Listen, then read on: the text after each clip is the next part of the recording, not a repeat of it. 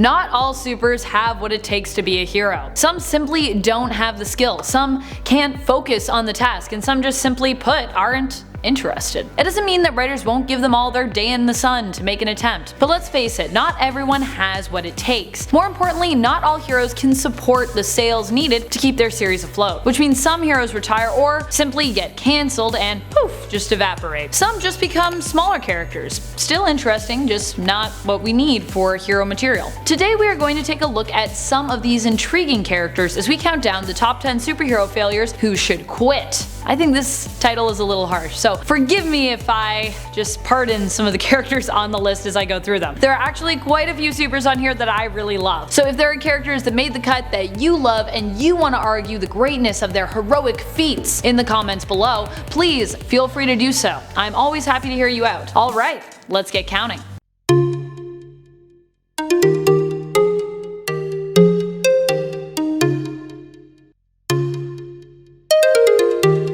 Number 10. FREAKAZOID. So admittedly, I actually really love FREAKAZOID. If you are not familiar with him, he comes from the Steven Spielberg 1990s cartoon by the same name. FREAKAZOID is Dexter Douglas, a teenager who entered the internet accidentally one night, which changed him forever. He now lives with his other identity, FREAKAZOID, who has super strength, super speed, and super endurance. He also has the knowledge of the internet, which even in the 90s was pretty impressive. There's a lot of stuff on the internet. Unfortunately, this knowledge really only surfaces in the way of sort of useless facts, and just kind of ends up making FREAKAZOID a little crazy or nonsensical. Due to his powers not being consistent and sort of based around, random, often not super useful facts, he is more comical than he is really particularly heroic. Which might be why his series was so short-lived, only existing for 2 seasons, despite being acclaimed. Number 9. Squirrel Girl. Another hero I'm actually quite fond of when it comes to her comics. The issue with Squirrel Girl is that her list of powers is really not that impressive. One of her powers is that she basically has sharp teeth that enable her to chew through wood. Like a squirrel. When she first meets a new hero, most have a hard time taking her seriously. A lot of the time though, this leads to people underestimating her, which allows Squirrel Girl to get the upper hand. And surprisingly, she has managed to defeat even some of the biggest bads in the MCU, including Doctor Doom and Galactus. Still, a lot of people feel like she's a bit too ridiculous for a hero. Having a squirrel army you can call on is neat after all, but how useful is it really? Especially if you aren't able to catch your opponent unawares. If villains took her more seriously and were on their A game when dealing with Doreen, she would probably be all too easily defeated actually. But I don't think she should quit all out existing, cause she's pretty adorkable. And it's her personality that helps her win most fights. She's just a witty and fun person, which makes her a fun one to read about. She's also Jessica Jones's babysitter. Number 8.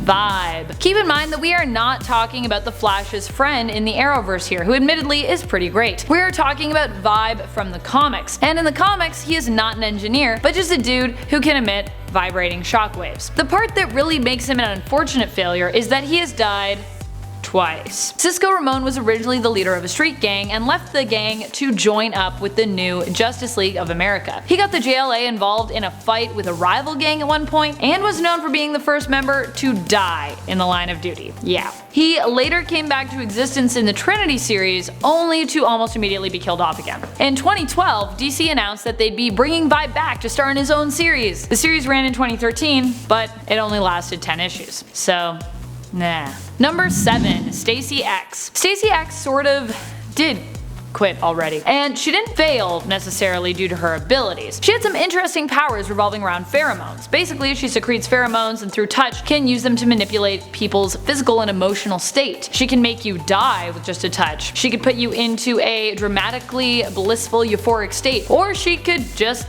make you puke. Her failure simply came from the fact that she just isn't really the superhero type. She was saved from a mutant brothel when it burned to the ground, and that was how she came to join the X-Men. But in the end, she left because she kind of had a thing for Angel and he just didn't feel the same. Really, I feel like she missed her work. Now, unfortunately, Stacy has remained depowered after M-Day. She is currently in a state of depression, and while fighting might do her some good, and she might have retained some of her fighting technique actually, she definitely is not in a great place to be a superhero again, just yet. Maybe if she gets her powers back, but I still think she's happiest working as a prostitute, and that general heroics just aren't really her thing. Number 6. Bouncing Boy. This superhero has actually retired a few times from the superhero game. Bouncing Boy was originally normal Earthman Chuck Tane. I said that really weird, normal Earthman. I don't know. He received his powers after accidentally drinking a plastic formula, mistaking it for a soda. This granted him the abilities to blow up like a big bouncy ball. While in this state, he can bounce around quite quickly and maintains a level of invulnerability. Chuck literally comes in like a wrecking ball. While seemingly sounding useful in battle, he had to prove his mettle by stopping a robbery before he was actually accepted into the Legion of Superheroes. From there, it seemed like writers were always looking for a way to get rid of poor Chuck, probably because he was so silly? Still, he seemed to embrace his own silliness. A light-hearted, smiley fellow, Bouncing Boy appointed himself the Legion's morale officer. He has been depowered and forced to retire on more than one occasion, and in one continuity, he didn't even have powers, but he was simply the Legion's mechanic. Number 5. NFL SuperPro. Phil Grayfield was an aspiring football player till he took an arrow to the knee. Just kidding, but pretty close. Till he saved a child and really badly injured his knee. So bad in fact that he could no longer play football. Instead he became a sports reporter, because apparently former athletes becoming reporters is a thing. No, really, in the world of sports, that is a thing. Although it's not easy for all former athletes to do. Apparently Grayson, though, had the chops. During his time as a reporter, he interviews an eccentric scientist and superfan who had designed an indestructible football uniform at his house. During his interview with the scientist/fan, thieves break into the home and steal a bunch of NFL merch, but do not seem interested in the indestructible uniform, which is apparently worth $5 million, so...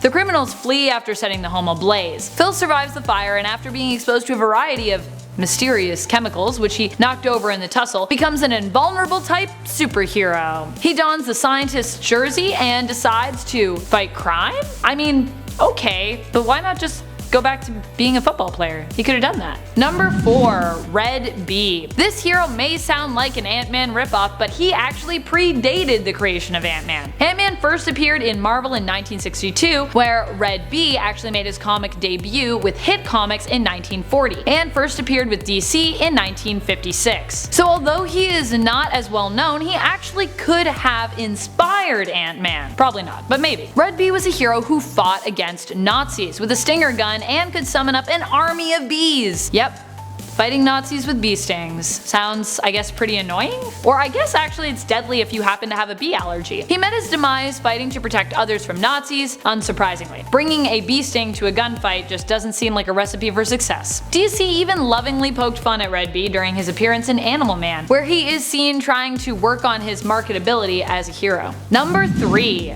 StarFox. Not the video game StarFox. Not that one. So if you've watched our videos here on Top 10, you probably know how many of us feel about StarFox. If you're unaware, you might be wondering why StarFox made the cut. He is Thanos' heroic brother, was an Avenger, and boasts of a wealth of superpowers, including super strength, super speed, super reflexes. He can transmute matter. He can fly. He's basically immortal. He has an insanely high regeneration factor. He's super smart. And yet, out of all of these abilities, he often prefers to fight people with pheromones. He can make pretty much anyone fall in love with him. Well, almost anyone. And he uses this ability to sleep with a lot of people, or make people just sleep with one another. Sometimes he just tries to seduce enemies into just doing his bidding, but messing with people's free will so frequently is normally reserved for villains, and later in the comics even Eros learned that there were consequences to his heroic actions. Honestly, I wouldn't mind him staying a hero as long as he was willing to use the rest of his abilities more often. Like, why is it always pheromones and seduction with him? It's so problematic. It's not okay. I know Eros is supposed to be like the god of love and passion and stuff, but like, no. Number 2, Section 8. This whole superhero team just blows my mind in terms of the fact that it was even allowed to exist. It comes to us from DC, and the history of how the gang became a group of superheroes is unknown, if you even want to call them that. They are led by Six Pack, a hero who gets drunk and beats villains with liquor bottles. The team includes such gems as Phlegm Gem, who fights villains by spitting phlegm at them. Friendly Fire, who would be deadly if he could actually successfully hit villains instead of his teammates. Jean de Baton, a walking French stereotype. Dog Welder, who welds dead dogs to criminals. And Bueno Excelente, a bald, sweaty man who fights crime with acts of perversion. Yeah, I'm not joking. He's even a suspected sex offender. He most likely date raped Kyle Rayner. I could go on, but I feel like I really don't need to. Number 1, Arm Fall Off Boy. So actually now I'm thinking and I'm like, maybe I should have switched those two numbers. Anyways, this superhero's ability is pretty self-explanatory. Just like his name implies, his arms just come off. In fact, all of his limbs can come off. Typically, he is seen pulling off his arm and using it as a club to beat someone with. Ugh.